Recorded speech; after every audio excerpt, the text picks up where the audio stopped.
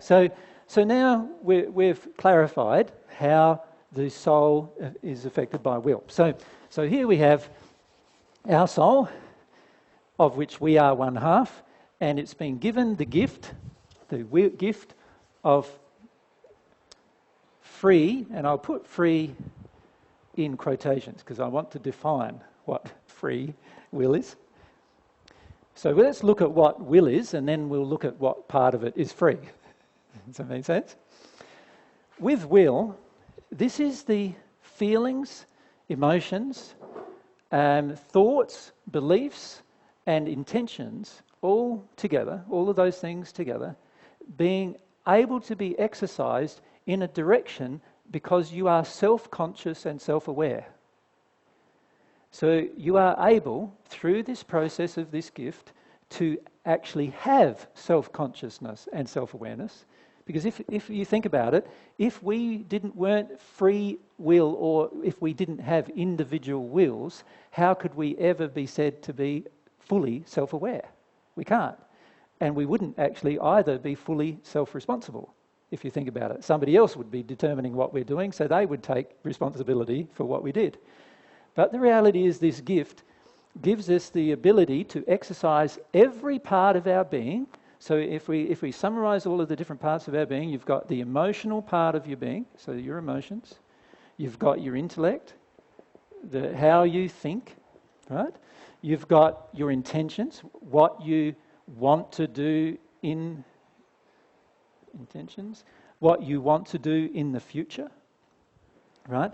You've got your desires, all of the things that you would like to do from a feeling perspective, all of the different types of emotions that you're looking for in your future, in other words, all of those things, including the aspects of your soul regarding what you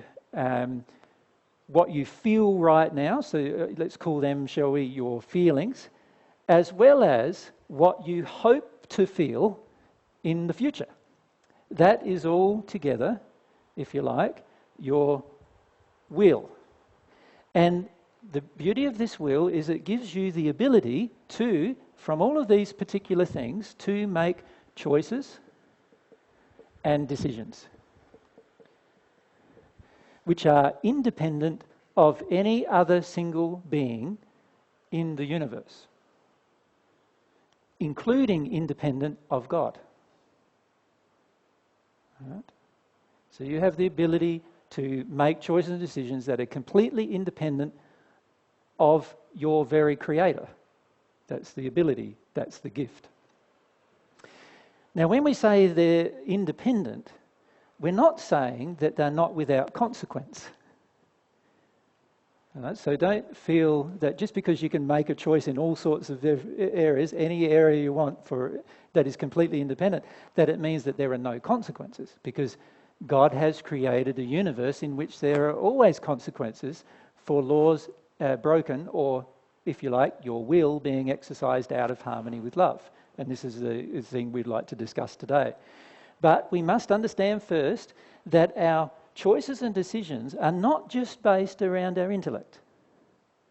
Many of us, from a moment-by-moment case, are making choices from our emotional places. And in fact, the majority of our thoughts come from the emotions, that the different things are triggered by the stimuli that comes from in our environment.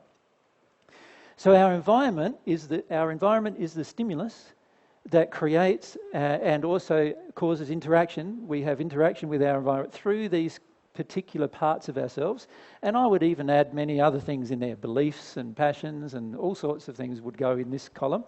That how we exercise our will means that with every one of these things we have a choice. We have decisions to make. Now, for many of us, we don't make choices and decisions with many of them. We just go along with whatever everybody else does, or we go along with what we have been taught from a very young age to do. So in some cases, we don't even think we've got a choice. But the reality is, we do have a choice on every single thing.